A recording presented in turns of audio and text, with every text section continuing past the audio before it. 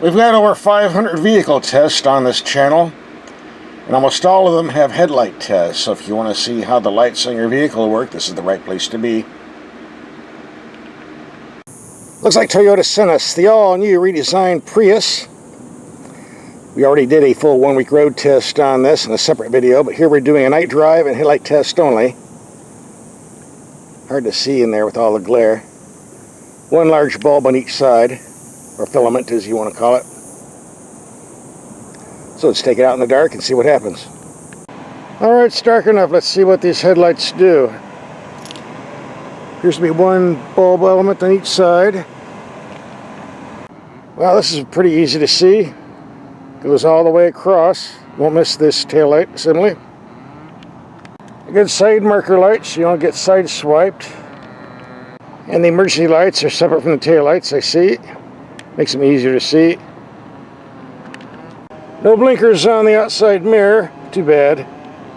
And here's what we see on the front. Alright, now you can really see them.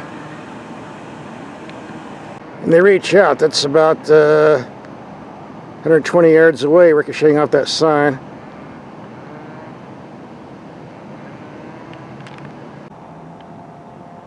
Small but bright enough. And the interior lights do a pretty good job of illuminating the cabin, as we can see. Yeah, I got some strong lights up here on the roof. Here's what the camera system looks like. This is the optional 12-inch screen. The standard one gets an 8-inch screen. Gotta pay more money for this wide view. In the gauge cluster, it lights up pretty good. Nice cool evening tonight, only 105 degrees. However, as I mentioned in my main test video, the steering wheel can block the gauge cluster if you're not sitting in the perfect position. And this is a pretty simple vehicle, so not too much lights up elsewhere. The power window buttons and the seat adjustment don't light up. Now, if you watch my videos, I cannot stand auto-dimming mirrors. I don't know what the base Prius has. This has the optional camera in a mirror system. So you flick a switch, and there you go. Got a wide view from the rear view camera. So you don't have to worry about disconnecting the auto-dimming mirror. It just goes away with this.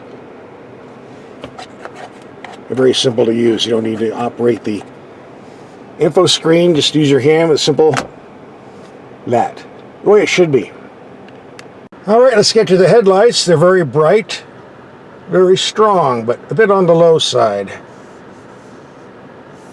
They seem to be a little higher on the right than on the left, but maybe I'm lopsided on the pavement. Let's go to high beam. Strong in the middle.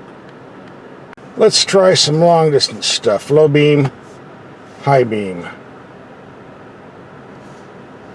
Yeah, now they're reaching out.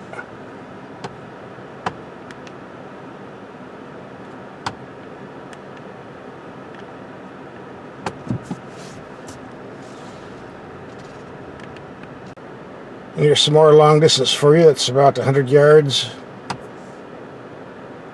So we have enough for city driving, but on the freeway you'll want to put the brights on.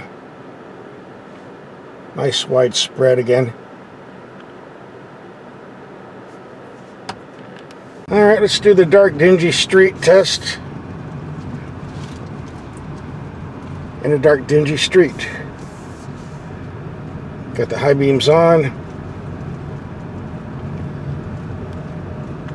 Low beam cutting off more than I would like.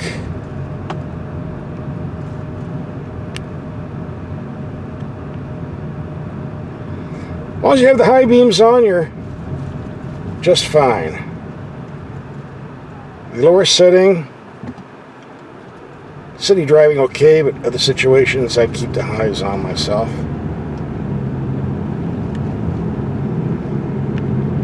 By the way, down here, down yonder, is the switch for the automatic headlight system that puts the brights on and low beams on at its pleasure, so you don't have to worry about it. But I never use these, ever. I decide when I want the brights on, don't let the car, so That's just me, might not be you. But if you want that stuff,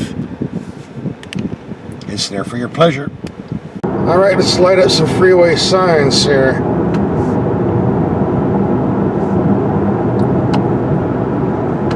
High beam, low beam.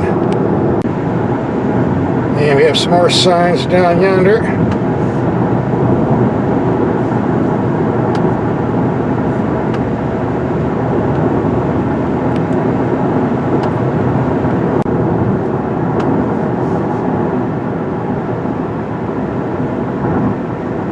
Yeah, these operate pretty good at long distances.